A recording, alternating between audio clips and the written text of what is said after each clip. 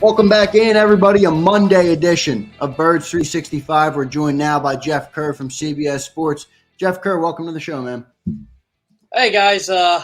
Great Monday. Phillies are in first place. Best record in baseball. Yeah, it's a pretty good day. Yeah, and you're telling me people still want Rob Thompson fired at times. They do. You set a record for wins, and nobody's ever happy. What happened to the world? You know what? You know what the best part about someone like Rob Thompson is? Like he hears all this stuff too, so it makes it pretty entertaining. That's probably not a good idea when you set records and you're being that successful. And yeah, it's probably a good idea to drown out the criticism, I would say. Yeah, he don't care. I'll just say that. Yeah, well, he shouldn't. But I digress. So Eagles rookie camp, you were there. Exciting to see the guys on the field for the first time, but not much you could see. We're only out there for 15 minutes or so. So I kind of look for themes, Jeff. And the veteran tryout players, I think, stood out to me from the standpoint of that tells me they're still looking for something. And it tells me they're looking for speed at wide receiver. And obviously they need a linebacker, which should be no surprise to anybody. Even with Jeremiah Trotter Jr. And by the way, for the Jersey people, that's the one you can lock in, 54. And maybe you can get your old Trot jerseys. But your themes of rookie camp. Yeah, John, I actually like how you pointed out the veterans, Jakeem Grant, John Ross. It does seem like they're trying to find a diamond in the rough somewhere, or a guy that's looking to extend his NFL career, try to get some speed there. I agree. I just don't see a lot of speed at the receiver position. Now, again, we're really nitpicking here because you got. Oh yeah, well, I mean that's all. Yeah, I mean. Yeah. But Nick made so much of Quez Watkins over the years and his speed, and the ability to space the field. And for a lot of people roll their eyes at that kind of stuff, but spacing is a big part of sports. It's a big part of NFL offenses. It's a big part of NBA offenses. That's what people try to do. In football, they try to space out the field and put defenders in conflict. So it may not show up in the box score, but it is meaningful to have somebody that can scare the so-called pop the top on the defense. So, they got to carry him down the field. And if they're carrying him down the field, that opens up things underneath. It does make sense from a logical standpoint. Yeah, and I think, too, if Smith is healthy, and there's Smith, I think that changes a lot of this, because when I'm watching tape of him, I do see that speed they're looking for. He does look faster on film, but he ran a 4.55, and that ain't good for an NFL receiver. Now, he's also dealing with he called it an ankle, they called it a shin at the combine, whatever it is. He's still trying to come back from that, but yeah, he's not somebody who he's not Tyreek Hill, let's put it that way. There are few are who could just flat out run past people. So I don't think they have that player, and I think they're still looking for that player. But we are nitpicking. They have great wide receivers. They have an all-pro, and they got another guy who's really good, maybe the best second wide receiver too in the NFL. So, but this is a good team on paper. So what else are we going to do if we don't nitpick? Well, we can nitpick their lack of attention to linebacker. Well, do yeah. that. Yeah. So what do you know about Shaq Quarterman or anything? He's with Jacksonville for 4 years on his rookie deal, the former 4th round pick, but I mean, he's still unsigned. That's not a positive sign, is it? And he's a tryout player at a rookie camp. Yeah, it's not too keen on that one. You know what? You might as well just go with Ben Van Sumeren at this point and give him a shot. Yeah, that's an issue. I got a big problem with linebacker. And I keep going back to Peyton Wilson in Pittsburgh because I saw somebody, somebody's great. Everybody's got grades, but Adam Kaplan, our buddy Adam Kaplan, was saying scouts around the league are raving about the Pittsburgh draft, which doesn't surprise me because I raved about it the day after, and I said, "Oof, that looks good on paper," and Peyton Wilson's a part of that. If he's healthy, and he went 4 spots after the Eagles took Jalen Hunt. Ah, mm, man, you need a linebacker. And you're redshirting Jalen Hunt essentially this year. Now, Jalen Hunt could be this amazing difference maker, but is he going to be that in 2024? No, they admit that, by the way. The Eagles admitted that. This is a developmental guy, essentially. Well, No. We're talking about linebacker too. So a couple of my sources in Tampa Bay, they were asking me about, hey, have you seen Devin White yet? And I said, well, no, we haven't had our portion of that. And they said, well, you might want to know about this. Levante David gives them a lot of information. He put this on record. He said, Devin White can be a little sensitive at times. And I said, okay. Well, he's taken a lot of hits over the years, criticism-wise, so I get that, and he's gonna take some more here, so, I mean, it's worse here than in Tampa, so we'll see if that becomes an issue, but Yeah.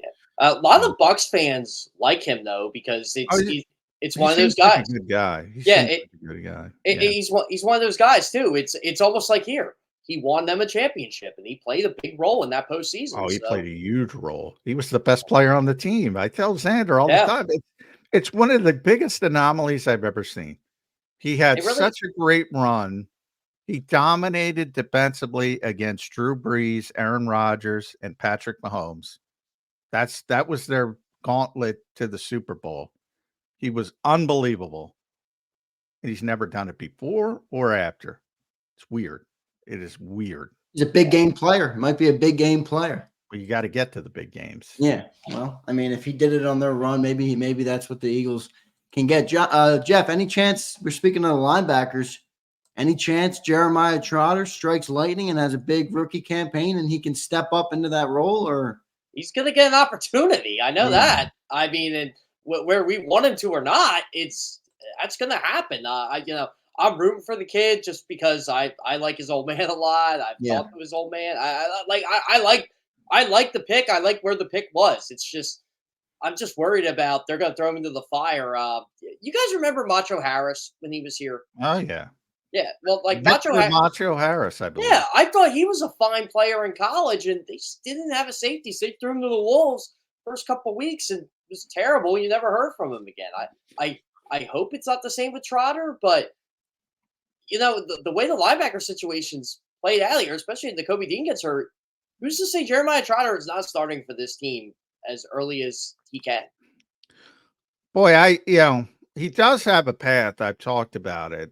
But they Oren Burks, my guess is, he can be serviceable.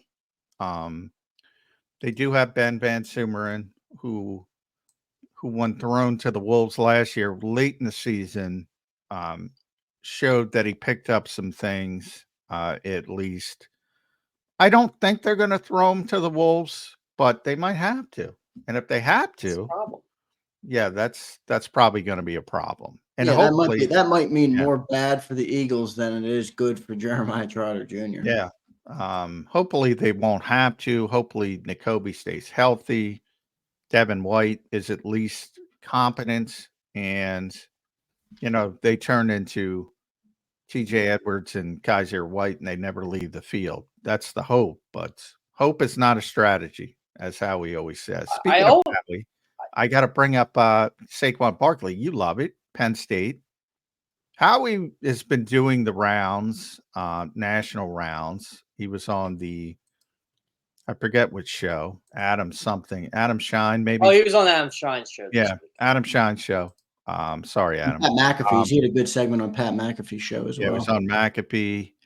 On Adam's show, though, he mentioned, and I've said this, when everybody zigs, sometimes you got to zag. He's mentioned it in the past. Now, with Saquon, he said that again about Saquon.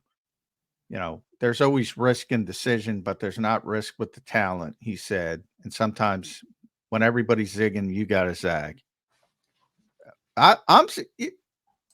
Howie was one of the ones who made everybody zig. Is this next level stuff, Jeff? He set up the whole league. Oh no, you got to devalue this position. You got to devalue this position. You got to devalue this position. It's not worth it. And when everybody gets to that point in agreement, he goes the other way. Is he that far ahead of everybody else? I think he is. I mean, it was funny too that week before Barkley came here. Barkley was interested in coming here, and it was more of, okay, well, are the Eagles interested, because they knew the history of running backs, and then when you start hearing the Eagles are interested, you're like, oh, this could be a thing. And again, it's not like you signed Saquon Barkley to this massive 5-year deal here. It's a 3-year deal, but it's really a 2-year deal. Yeah. So you're really paying for 2 prime years of Saquon Barkley's career, and the Eagles are looking at it as, okay, we saw this guy too. Even 1 year, we saw him 3 times a year. This guy is a generational player. Why Is don't we he, put, though? to them he is. Why? Where's the evidence of this? Where's the evidence? Here's my defense of him. When you play behind the shittiest offensive line I've ever seen in the last, I'll even say this century, you're not going to succeed. And I think he was the sole reason why that team made the divisional round. Everybody says Daniel Jones. I say him. I'll say this. I think he could be a generational talent. He does not have generational results, which is probably what John's going off of, which I understand. He doesn't have, but as to your point, he played for the New York Giants. They're not world beaters on offense, and they haven't been for a long time. But John covered Adrian Peterson too. And Well, John saw a generational talent. That's true. Yeah, Adrian Peterson is a rookie. Remember, he was I don't know. He was a top 10 pick. I think he was 7th. He was 7th. I'd have to double check, but so he was coming in. He was on a bad team. Minnesota didn't have that pick because of a trade or anything. They earned it. They weren't very good at the time. They didn't have a good offensive line. They had a terrible quarterback situation. His rookie year, 1,341 yards, 5.6 yards per carry, 12 touchdowns. And I got to see that guy. I had a front row seat for that guy. And he won the MVP in an era where you don't win MVPs as running backs, with Christian Ponder as the quarterback. And he averaged 6 yards per carry. Guys, I've never seen a team convert 3rd and 8 with a run, with a heavy box. He did it. That's a generational talent. Well, he was the best run. He was the best player in that 07 draft. When everything was, remember Jake Long went number 1. I think it was, did Chris Long go to, I'm trying to remember the draft, but I kept saying, Adrian Peterson's the best player. Why isn't he going higher? And fell into their lap. Yeah, well, he was the 7th pick, so it was still pretty high. But that was the Jamarcus Russell draft. That's right. That's right. That was the draft. So obviously, but Calvin Johnson went number 2. He's already in the Hall of Fame. Obviously, Adrian will be, but has not been eligible yet because he hung around way too long. Joe Thomas is in the Hall of Fame. He was the 3rd pick. Gaines Adams. Remember Gaines Adams? The Bucks, right? Yeah, what a disaster. Levi Brown, disaster. I know Levi Brown well, too. Penn State guy. He was a great – I'll tell you what. He was the guy that we didn't think he was going to get drafted high. I was a freshman in college when Levi was a senior, and we didn't think he was going to get drafted as high as he did, but there was something people liked him. I'm like, okay, he's a first-round pick. I don't know if he's 5. Yeah. He certainly wasn't. Not the first poor decision by the Arizona Cardinals. Then LaRon Landry went, pretty good player, and Adrian Peterson. Already, that draft has Calvin Johnson, Joe Thomas, Patrick Williams, Darrelle Revis in the Hall of Fame. And Adrian will certainly be there, probably first ballot, not probably, definitely first ballot. But I mean, watching a guy like I hear all the excuses. I acknowledge all the excuses. I even say that they're good explanations, because Saquon has played behind a terrible offensive line with a I think Daniel Jones is mediocre. I don't think he's a disaster. Tommy DeVito's a disaster, and that's what he was dealing with last year. Daniel Jones is competent, at least now in the stage of his career. But I've seen guys overcome all that. And if you're that good as people says, you overcome it. I'm sorry, you just do. Well, he did have 2,100 yards from scrimmage his rookie year. Yes, and then he became. And he got hurt. Yeah, and he got hurt, and that's what happens. And even it could be a half a step, it could be a quarter of a step. But he's going to have a chance to prove it this year. So he can tell McMullen's an asshole. McMullen's wrong.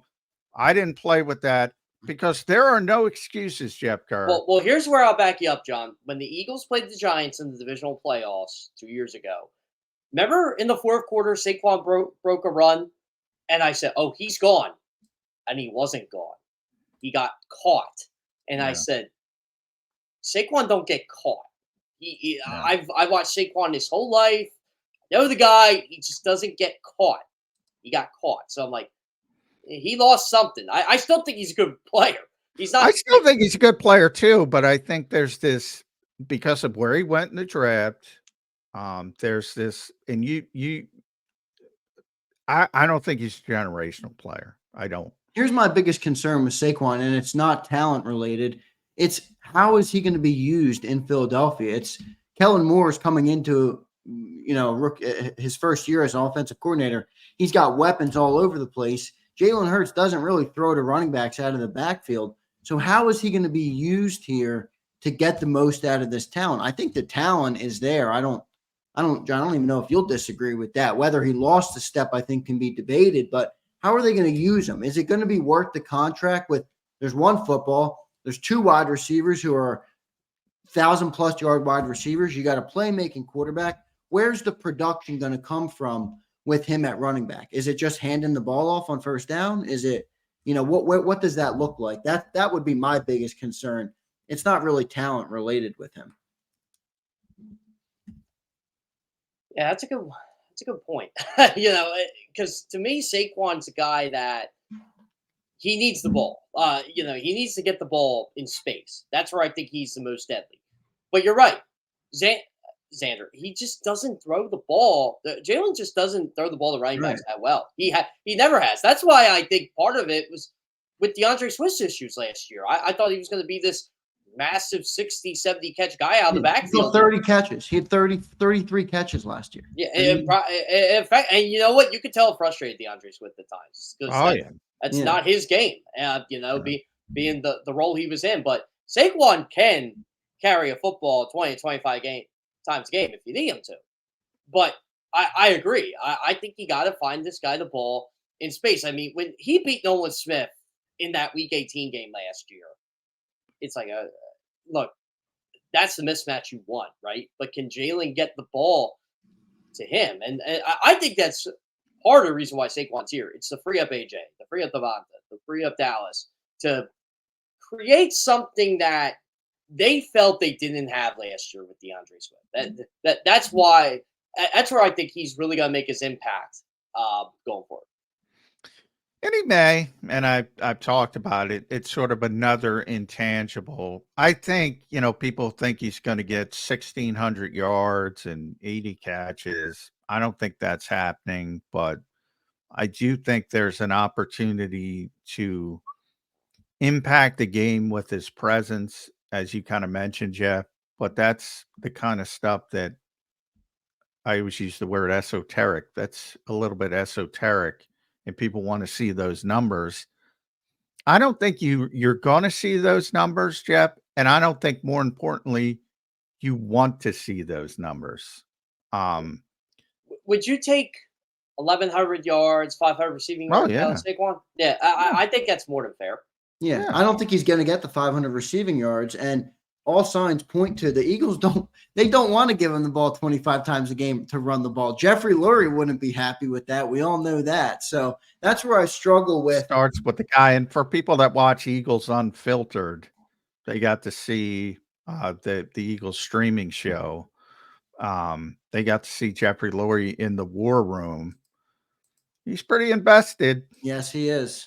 Would it bug you guys if your boss was in the war room like he is? Yeah, but what can you do? It's Yeah, his exactly. team. Yeah, What are it's you just gonna do? and I mean, it probably doesn't bug Rose like bug other people.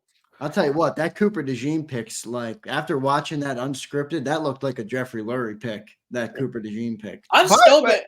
I'm still mad over the Cooper DeJean basketball highlights. I'm like, they don't do that man justice. That man can shoot. That man can throw. And we're Yeah, showing his dunks. yeah. But his dunks are so impressive. That's yeah. why he's It's six highlighting his one. athleticism. Yeah, He's 6'1", and that's tremendous explosion off the floor. But getting back to Jeffrey, um, and that was an interesting question, Jeff. Would that bother you? That would. Could you imagine if the Eagles had a young GM and you had that presence? That to me is another example of why Eagles fans should thank their lucky stars that Jeffrey found somebody he likes and is comfortable with. Because if you had a revolving door at GM with this team, like most other teams, and you had a constant, younger, inexperienced presence with that kind of, you know, stamp, that would be difficult. That would be really difficult in my estimation. I feel like when you have a really good relationship with your boss or an owner, in this case, like Lori and Roseman, you can look past it. And I've noticed this in Washington too. Dan Quinn and Adam Peters, because they're first year guys, they're really close. And I asked Quinn, how involved is Josh Harris in all this? And he said, you know what, he's kind of letting us do our thing, and we kind of appreciate that. So yeah. Well, he's got 4 different teams he's worried about. That's why. yeah, exactly. Yeah, he's All still different worried about cities. where he's still Yeah, worried about where Joel Embiid's healthy for the time for the play, or yeah, right. buying Sixers tickets so Knicks fans. By the way, it didn't keep him out. Yeah. No, no, it did not. The Sixers are a mess. Boy, I could do another 2-hour show on the mess that is the Sixers. John, But John, John, Johnny you would Mack had have. an epic rant on the Sixers on Friday a couple times. I heard. Oh, by the way, John, you would have enjoyed as a season ticket holder of the Sixers. My whole row was Knicks fans, and it wasn't a pleasant night for them. Let's just put that. yeah, well, hey, the Knicks. By the way, I do think I kind of depend, and as I rip the Sixers, as Xander says, I don't rip them for the ticket thing. The Knicks have been so god awful for so long. Their fan base was way more excited Yeah, Yeah, they were that's up. true. about That's this. good context right there. Yeah. And Sixers fans have been used to this one and done, two and out at the best being the ceiling. They're kind of tired of seeing the same movie. So those franchises are in different states. One The is Knicks, just the fired Knicks up to are do what anything. the Knicks are what the Sixers fans thought we were in Yes. 18 and In 19. the early part of the Joel Embiid And era. and I Yeah. told a couple of them on Thursday night when they're like, "Oh, we beat the Sixers, we beat the Sixers." I'm like, "Congrats, I guess." Like, Yeah, won the that's six. not that impressive. I was like, "Would you win the NBA Finals or something?" They're like, "Oh, you're just better." I'm like, "No, I don't care. That's the difference." Yeah. So, just I don't want to get, the Sixers think I criticize them too much. So there's some valuable context. I'm defending them. So there you go, Sixers. But getting it back to the Eagles, because that's what we do here. Nick Sirianni got asked the Mekhi Becton question. Would you consider starting him at right guard? Um, kind of play defense, kind of bended it off. Um, do you think that's a possibility? Mekhi Becton at right guard. Jets were trying him there. They wanted to try him there at one point, and I guess they kind of backed off on it. I mean, the Eagles have moved tackles to guards before, even pre Jeff Stoutland. So I'm not against it. I mean, it's look to me, right guard's open. Like Tyler Steen's locker could be with the starters Yeah, but all people they put want. so much emphasis on that. Like, oh, now he's locked in because of his locker. I mean, come on, people. You know Jeff, what? is Becton too big though? Maybe he's not. Well, Maybe I don't yeah, know. But that's all what I I know worry is about. Jalen Hurts isn't Justin Herbert, right? He's 6'1". He's not the tallest quarterback in the world. That's a big offensive line. Maybe it's not a problem. Maybe I'm completely wrong. But to me, it seems like you have Anaya Smith in the I, slot. I thought you were going to go the other way with this. Like, oh, is Mekhi Becton too big to play guard because he's just too big to play guard? Well, that too. Can he make Is he the too big pulls to play guard on the inside there? I mean, he might be. Yeah. Can he make the pulls? Can he make what? I'll just compare him to a draft pick, Cooper Beebe, for example. Can he move as quick as him? Probably not. So that'd be my concern. But I think he would make Lane Johnson and Cam Jurgens' life a lot easier if he could master it. And I think that's why he's here. I think they're willing to try him at a bunch of different spots. And look, right guard is open. I don't think Tyler Steen has his job on lock by any means. Yeah, I don't either. No. And by the way, he shouldn't. There should be competition. The only question is, where does it come from? And I think there will be competition.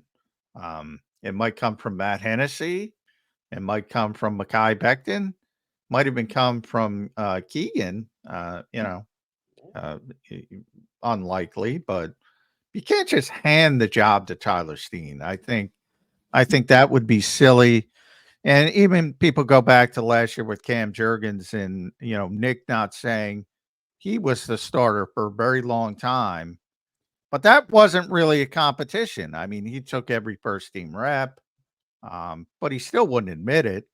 Here, I think you're going to see other players get first team reps at some point in training camp. I do believe that. I don't think it's just going to be day one, Tyler Steen, nobody else pushing. But I do think it will get the first rep at right guard, though. I do think. I was asked this week, is James Bradberry locked or something like Darius? I'm like, how would I know that? And one, who cares? Like, you know what? To me, this is what I tell fans all the time. James Bradberry is a starter and is on this roster until he's not. Yeah. Yeah. I'll make you make a prediction, though, Jeff. Speaking of James Bradberry. Yeah, here we go. do you think he's going to be here? I mean, if you're the GM of this team, are you keeping him here? You just drafted 2 defensive backs with your top 40 picks. I mean, everybody's been criticizing the guy. I think he's valuable to at least keep in the room. Even if you don't start him, keep him in the room. He's been in the league a long time. Quinyon Mitchell can learn something from the guy. But you know how fans in Philly get when they don't like a player. They don't like a player. Are they going to run him out of town, or are the Eagles going to get rid of him? I just keep telling myself he can't be any worse than what he was last year. I'm arrogant enough.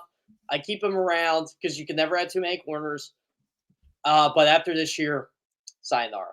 Yeah, they got a big room, and I do think they have Vic Fangio this year, and I'm not the highest on his style of defense, but I will say I think he will know how to use James Bradberry to get the most out of James Bradberry for whatever is left of the player. I think Vic will get that out of him. So from that perspective, I would say at the least keep him on the roster.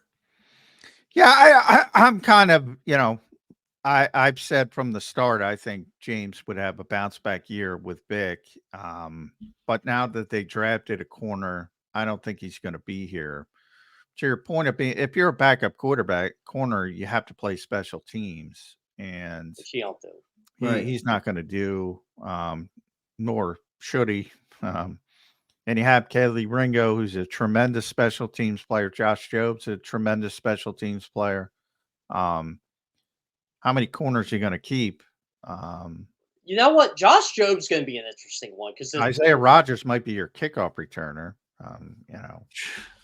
I keep trying to tell fans this. Can we temper the expectations on Isaiah Rodgers? Well, now they have, because now they have Quinyon Mitchell and Cooper DeJean. So now Isaiah's who cares? Yeah, when he first got reinstated, everybody was ready to start him and make him the next great thing. Well, I'll tell you what, that was a rough week for me on social media because I kept trying to tell people, you guys do know we could have reapplied for reinstatement the day after the Super Bowl.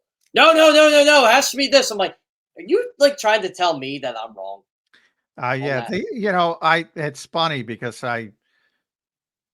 so many people, they speak with such certainty. Conviction. And conviction. And I'm like, I talked to Brian McCarthy. He not only is eligible for those people that don't know, he's the NFL's chief PR guy. And he's the one who handles all the questions and things like that.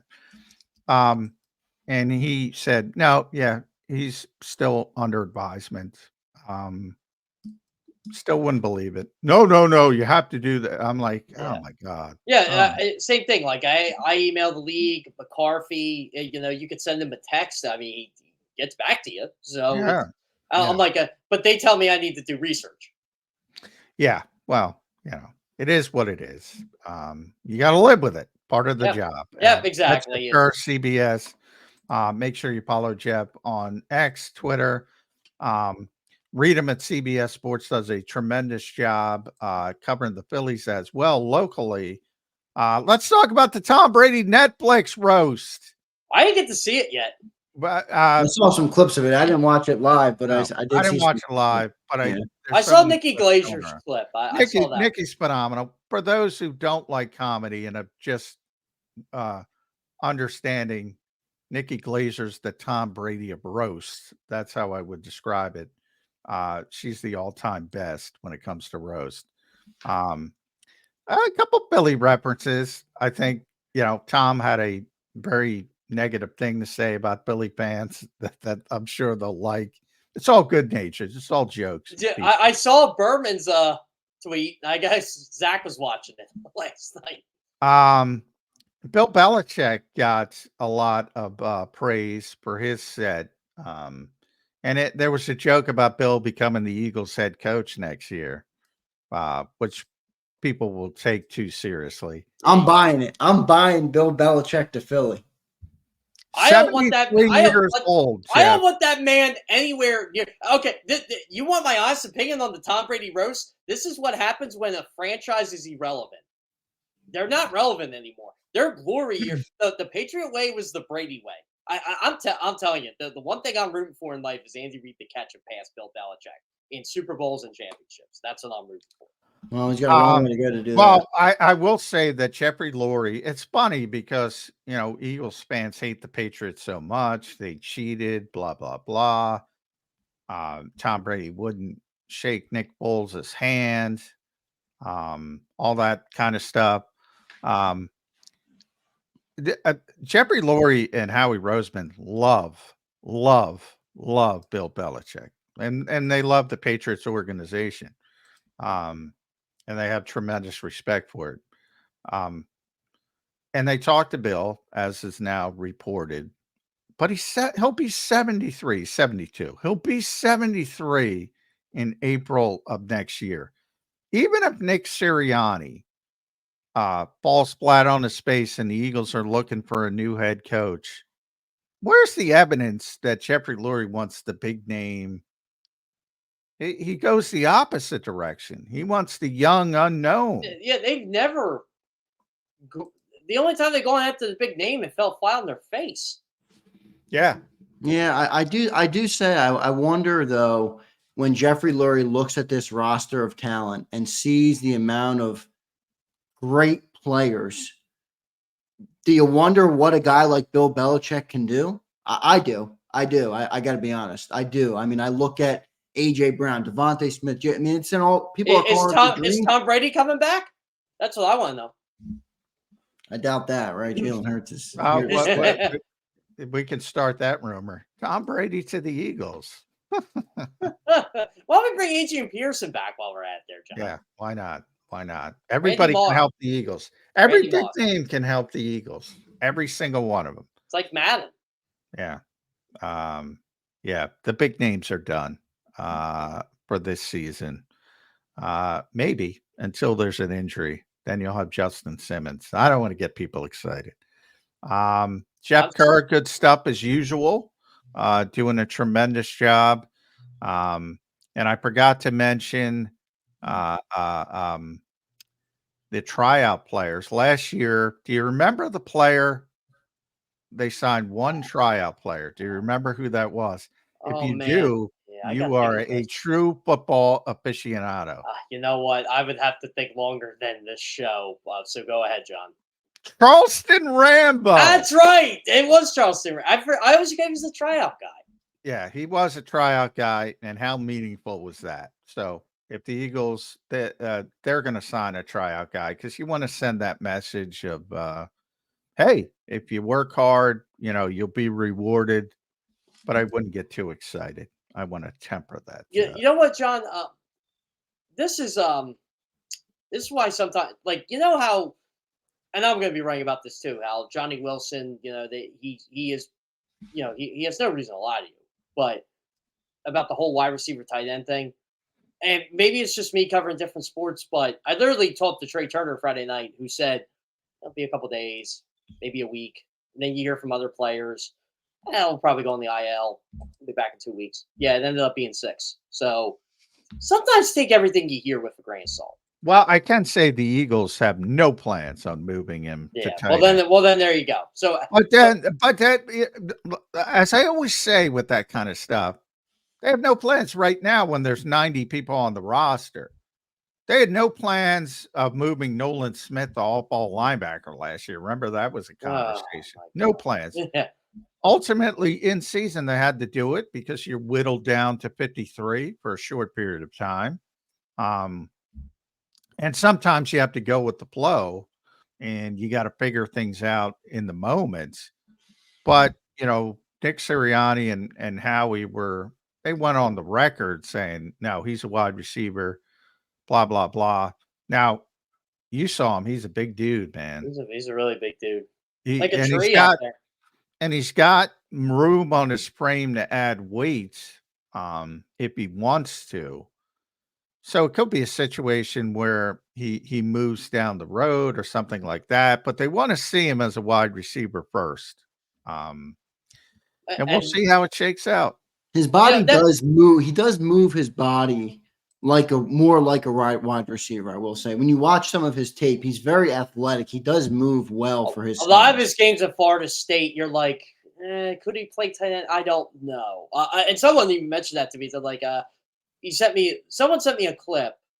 It actually wasn't a clip. It was like a half of a Florida State game on YouTube, and he said, "Watch this and tell me what you think." And I did, and I said, "I don't see tight end," but that's just me. Well, Jeppin can't block anybody. It's ironic. I mean, he's not going to block, but as a wide receiver, he's a good blocker. So if he's out there blocking cornerbacks, he can use his will. That was one thing I really liked what they did in this trade. And look, I know to me, everything after round 2 is their lottery tickets, but you kind of address depth at wide receiver, even if Smith and Wilson don't make the roster, which I think they will, but getting 2 wide receivers that late, I think, really helps them. Well, there is still a huge drop-off from AJ and Devontae, but doesn't there have to be? Yeah, because you're paying them. Yeah. I mean, how many star receivers can you have?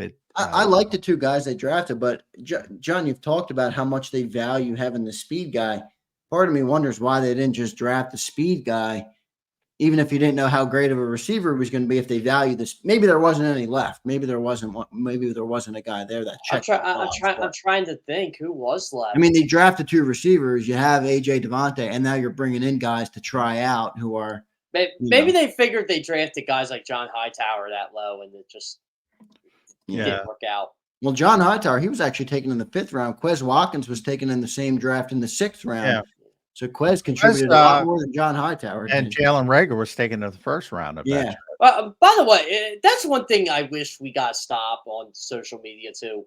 A 6th round pick is not a bust. A 7th round pick is not a bust. To me, Quez Watkins is far from a bust. He's in his 5th year in the league. I say it all the time. Quez Watkins is a unmitigated success as a 6th round pick. Did anybody pick Quez up this year? Pittsburgh did. Pittsburgh, yeah. Pittsburgh on him. Andy Weidl, yeah. Andy Weidl's just taking everybody the Eagles wanted. Yeah, Jeff, before I let you go, I do want to ask you one question on the Philadelphia Phillies. Are they getting too hot too early in the season yet? I know they're red hot. They look good, but it's a streaky game. So are they too hot too early? I don't believe that. To me, this is exactly what they preached to me in spring training. This is what they've been preaching all year. This is what got Bryce Harper red when I asked him if they were pressing, and he just looked at me and goes, "Come on, Jeff, man, 16 games." Well, since then, and it's funny now because every time I see him, he kind of smiles because they're 13 over 500. This is one of the best starts they've ever had. I mean, they can play 500 ball the rest of the year and win 89 games. I think, or 88. I can't remember. now. That would Yeah. be a That's pretty disappointment. tremendous. It would be Yeah, it would be an 24 immense, and 11 to start here. Yeah. it would be an immense disappointment they did that. That's a 100-win team. They Yeah, got to get. they got a great start. Okay, this is the Phillies' drama right now. How can you take Spencer Turnbull out of the rotation because their rotation has been that good? Like everybody's complaining about Walker. Walker's been giving them solid starts for 6 innings, and their score they're 15-1. Or sorry, I think it's like 18-1 now. I will never get used to it, Jeff. And I'm old, obviously. I will never get used to starting pitchers getting taken out after 5 in the third, not giving anything up. I will never get used to it. I'm like, what are we doing? This weekend was like, we're all like, okay, like this team is fun. We love talking to these guys, but something needs to get spiced up. Well, then Trey Turner got it. So, yeah, now it's okay. Is Bryson's not going to play? Sure, they're going to move him over there. He hasn't really had a chance to field grounders there because the field's been, covered in tarp. And I think they're going to go Sosa to start, right? They're going to put Sosa in there. They're going to put Sosa in. I think it's going to be the majority of Mundo Sosa, but they want to play with Merrifield. You pay him $8 million, and he's starting to hit the ball. So that Witt can play second. Witt has volunteered to play short. I don't think that's going to be an option. So it's going to be like Sosa, Stott mixed in there, and JT's going to be the 2 here. I mean, really, who's got to step up are the JT Realmutos, the Nick Castellanos of the world. Nick Castellanos is best. That's how you got to. Not like you got to repeat Trey Turner's production here, but just certain guys got to step up. Even Bryce Harper, he's got to step up a little bit. And he did last night. So yeah, big home run last night for Bryce, 3-run shot. So good stuff, Jeff Kerr. Thanks for joining the show, man. We appreciate it as always. Yep, you got it. Thanks, guys. Thanks, bud. That's Jeff Kerr from CBS Sports. I want to remind everybody in the chat room to like the show, as it's the best thing you can do to help Birds 365 grow. Good stuff from Jeff Kerr. There are a couple things John and I will kick around. I want to get back into the Saquon Barkley talk and the Bill Belichick talk. I want to get John's opinion on that. I love it. I love the idea of Bill Belichick in Philly. I know it's unlikely, but I do like it. Well, I mean, I'm not one to say he's not a great coach. I think people who think, that stupid argument of, but was it Tom Brady or Bill Belichick? It was both. But it was both, right? Yeah, he's the greatest coach of all time. But he is. I'm also realistic. He's going to be 73 next April. Yeah. So even if you do get him, how long are you going to have him for? I guess that's a conversation. Yeah. Exactly. All right. We'll kick all that around. Coming up next on Birds 365, and then hour number 2 coming up in about 13 minutes. Les Bowen from contributing now on PHLY and has lesbowensjawn.com. So stay tuned. We'll be with you on the other side on Birds 365. If you missed any of today's show on the JAKIB Media channel, listen to the podcast on your way home. Available on YouTube, Apple, and Spotify.